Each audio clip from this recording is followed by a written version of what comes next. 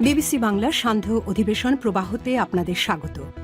আজ আপনাদের সাথে লন্ডন স্টুডিও থেকে আছি মানসী বড়ুয়া। বাংলাদেশের সর্বশেষ গুরুত্বপূর্ণ আপডেট সংবাদে আপনাকে স্বাগত। শুরুতেই সংবাদ শিরোনাম, পরে বিস্তারিত।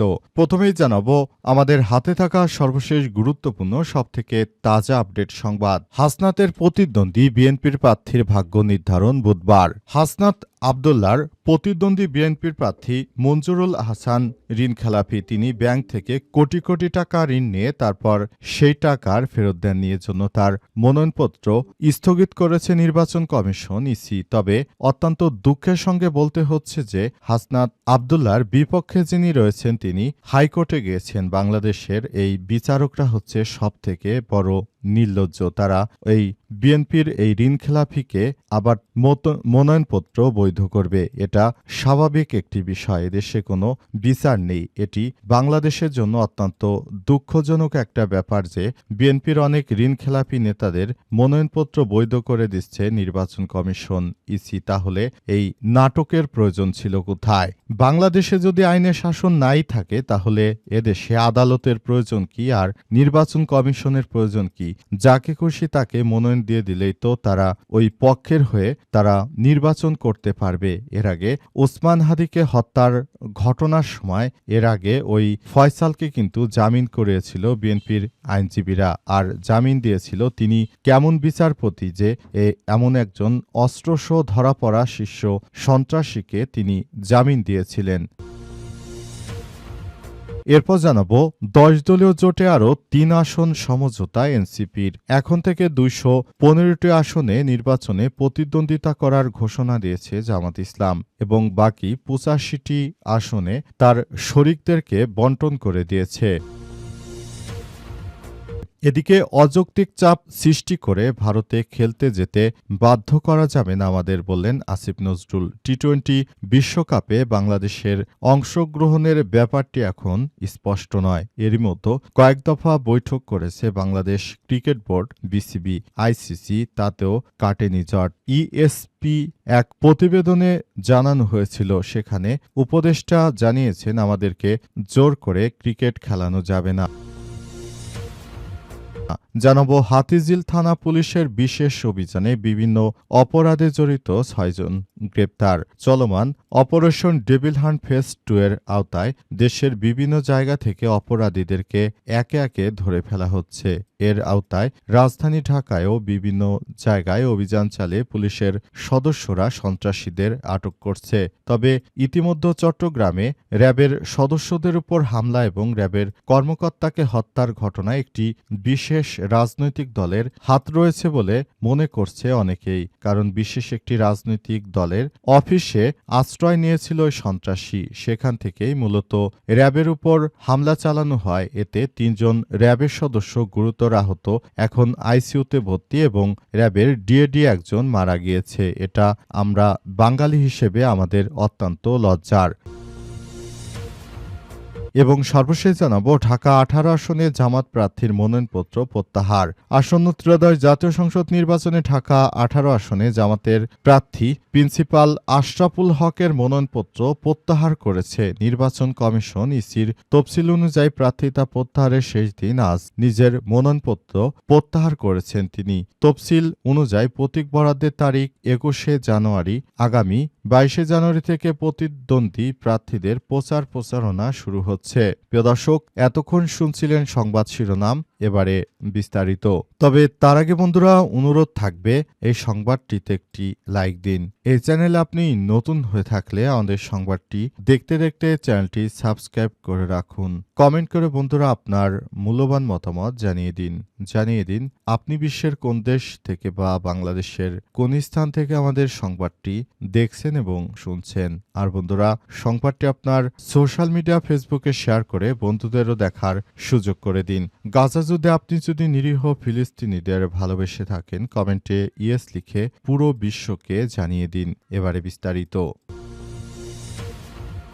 হাসনাতের প্রতিদ্বন্দ্বী বিএনপির প্রার্থীর ভাগ্য নির্ধারণ বুধবার। মনোনয়ন ফিরে পেতে কুমিল্লা ৪ আসনে বিএনপির প্রার্থী মঞ্জুরুল আহসান মুন্সীকে নির্বাচন কমিশন ইসির দেওয়া সিদ্ধান্তের বৈধতা চ্যালেঞ্জে রিট শুনানি বুধবার ২১শে জানুয়ারি দিন ধার্য করেছে হাইকোর্ট। আজ বিচারপতি রাজিকাল জলিলের নেতৃত্বাধীন হাইকোর্ট বেঞ্চ শুনানির জন্য এই দিন ধার্য করেছেন।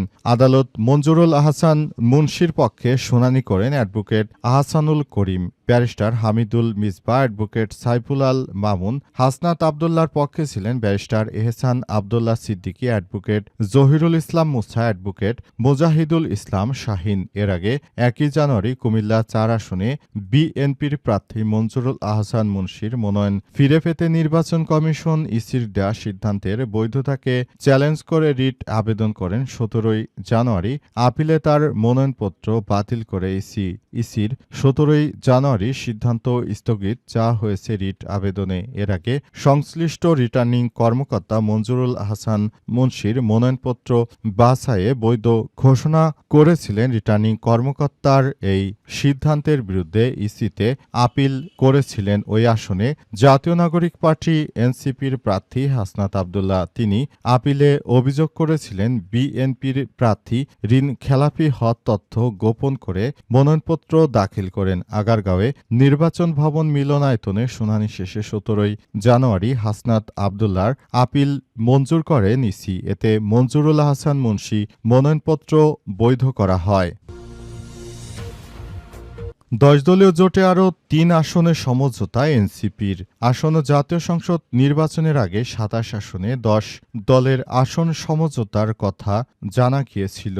অবশেষে ১১ দলীয় জোট থেকে যখন বেরিয়ে গেল চরমোনাই পীরের দল, তখন থেকেই আবার নতুন করে আসন সমঝোতার বিষয়ে ভাবতে থাকে জাতীয় নাগরিক পার্টি এনসিপি এবং জামাত ইসলাম সহ অন্যান্য দল। এখন ২১৫টি আসনে বাংলাদেশ জামাত ইসলামের পক্ষ থেকে প্রার্থী দেওয়ার ঘোষণা দেওয়া হয়েছে এবং সে অনুযায়ী তারা কাজ করছে এবং বাংলাদেশ জামাত ইসলামের পক্ষ থেকে ২১৫টি আসনে প্রার্থীদেরকে দেয়া হয়েছে এবং বাকি ৮৫টি আসনে অন্যান্য রাজনৈতিক দলকে দেয়া হয়েছে। সেই হিসেবে অন্যান্য প্রার্থীদেরকে আরও আসন সংখ্যা বাড়িয়ে দেয়া হবে। যেমন জাতীয় নাগরিক পার্টি এনসিপিকে আগে দেয়া হয়েছিল ৩০টি আসন, মাওলানা মামুনুল হককে দেয়া হয়েছিল ২০টি আসন। এখন তাদেরকেও আরও আসন সংখ্যা বাড়িয়ে দেয়া হবে। চরমোনাই পীরের জন্য মোট ৪৭টি আসন রাখা হয়েছিল, কিন্তু চরমোনাই পীর তিনি ৪৭টি আসন না নিয়ে তিনি নতুন করে নিজেই ২৬৮টি আসনে তাদের প্রার্থীদের নাম ঘোষণা করে দিয়েছেন। এরপর থেকেই তাদের বিরুদ্ধে নানা রকম সোশ্যাল মিডিয়ায় অনেকেই অনেক কথা বলছে। অনেকেই বলছে চরমোনাই পীর এক আসন পাবে কিনা সন্দেহ, কিন্তু তিনি ২৬৮টি আসনে কিভাবে প্রার্থী দেন, কারণ তার মানসিক সমস্যা রয়েছে। কিন্তু শেষ পর্যন্ত আদতে কি হয়, তিনি কয়টি আসন পায় সেটি সময় বলে দেবে। আমাদের বাংলাদেশের বর্তমান পরিস্থিতিতে ৪৭টি আসন সেটাও কিন্তু কম নয়, কিন্তু ৪৭টি আসন নিয়ে তারা সন্তুষ্টি না হয় এই ধরনের সমস্যা মূলত সৃষ্টি হলো। এই সমস্যা থেকে উত্তরণের জন্য বাংলাদেশ জামাত ইসলাম অনেক প্রচেষ্টা চালিয়েছে, মাওলানা মামুনুল হকও অনেক প্রচেষ্টা চালিয়েছে। সবাই আসলে তাদের জায়গা থেকে প্রচেষ্টা চালানোর পরও তারা ব্যর্থ হয়ে যায়, কারণ চরমোনাই পীর নিজেকে অনেক বড় মনে করেন। শেষ পর্যন্ত আদতে কি হয় বিষয়টি দেখার বিষয়।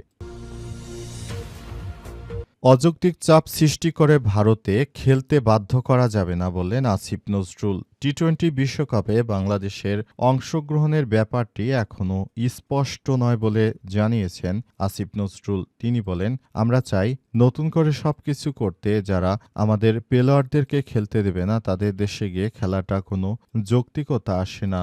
মুস্তাফিজুর রহমানকে ছাড়া খেলার কোনো যৌক্তিকতাই নেই। তিনি আরও বলেন, অযৌক্তিকভাবে আমাদের উপর প্রেশারাইজ করে ভারতে খেলতে যেতে বাধ্য করবেন না, তাহলে বিষয়টি হিতে বিপরীত হয়ে যেতে পারে। তখন যদি নিরাপত্তাজনিত কারণে কারো কোনো সমস্যা হয় তাহলে এর দায়ভার আসলে কে নেবে বলে মন্তব্য করেছেন তিনি। তবে জুলাই যোদ্ধা হত্যাকাণ্ডের ব্যাপারটি নিয়ে সারা বাংলাদেশে যখন কথা হচ্ছিল তখন আইন উপদেষ্টার এই ধরনের মন্তব্যকে তারা প্রত্যাহার করেছে জুলাই যোদ্ধারা। তারা আইন উপদেষ্টারকে ভুয়া বলে স্লোগান দিতে থাকে। তখন আইন উপদেষ্টা যে কথা বলতে এসেছিলেন তখন তিনি তিনি সেখান থেকে দ্রুত সটকে পড়েন, কারণ তিনি মনে করেছেন তার হয়তো কোনো কিছুই এখন করার নেই। কিন্তু প্রতিনিয়ত তিনি দায়মুক্তি পেতে চান। তিনি কিন্তু বিগত সময়ে প্রধানমন্ত্রী হতে চেয়েছিলেন। তিনি হতে পারেননি, কারণ শিক্ষার্থীরা তাকে প্রধানমন্ত্রী হতে দেয়নি। তিনি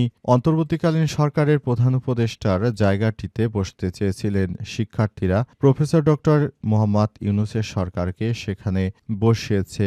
দেখা যাক নতুন করে বাংলাদেশ আসলে কোন দিকে গড়ায় সেটি দেখতে হবে।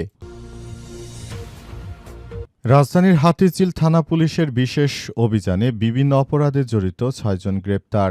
রাজধানী হাতিরঝিলে পুলিশ ব্যাপক হারে অভিযান চালিয়েছে। সেখানে অবৈধ অনাকাঙ্ক্ষিত কার্যক্রমের সঙ্গে যুক্ত থাকার অপরাধে অনেক ব্যক্তিকে আটক করা হচ্ছে। পুলিশের দাবি, তারা বিভিন্ন জায়গায় নানাবিধ অঘটন ঘটাচ্ছে এবং চুরি ডাকাতি ছিনতাই রাহাজানির মতো বিভিন্ন কর্মকাণ্ড করে বেড়াচ্ছে। এজন্য এদের বিরুদ্ধে এই পদক্ষেপ। পুলিশের পক্ষ থেকে আরো বলা হয়েছে, যারা এই ধরনের কর্মকাণ্ডের সঙ্গে যুক্ত তাদেরকে কোনোভাবেই ছাড় দেওয়া হবে না। পুলিশ আরও জানিয়েছে, আমরা যারা নিরীহ মানুষ রয়েছে তাদেরকে ধরিনি, বরঞ্চ যারা দেশের অভ্যন্তরে নানাবিধ সমস্যা তৈরি করছিল সেসব ব্যক্তিদেরকে আটক করতে বাধ্য হয়েছি, কারণ এরা সমাজে অনেক বিশৃঙ্খল পরিস্থিতি তৈরি করছিল বলে পুলিশের পক্ষ থেকে জানানো হয়েছে। আগামী জাতীয় সংসদ নির্বাচন উপলক্ষে দেশের বিভিন্ন জায়গায় আইনশৃঙ্খলা রক্ষাকারী বাহিনীর সদস্যরা অভিযান চালাচ্ছে। এরই ধারাবাহিকতায় এবার অভিযানে গিয়ে তারা বিভিন্ন জায়গা থেকে মূলত অপরাধীদেরকে আটক করার সিদ্ধান্ত গ্রহণ করেছে এবং সে অনুযায়ী কাজ করা হচ্ছে। পুরো সিস্টেমেটিক ওয়েতে কাজ করা হচ্ছে, কিন্তু তারপরও বিভিন্ন জায়গায় সন্ত্রাসীরা অনেক অপকর্ম করে বেড়াচ্ছে। তাদের বিরুদ্ধে ব্যাপক প্রস্তুতি গ্রহণ করতে শুরু করেছে অন্তর্বর্তীকালীন সরকারের প্রধান উপদেষ্টা প্রফেসর ডক্টর মোহাম্মদ ইউনূস।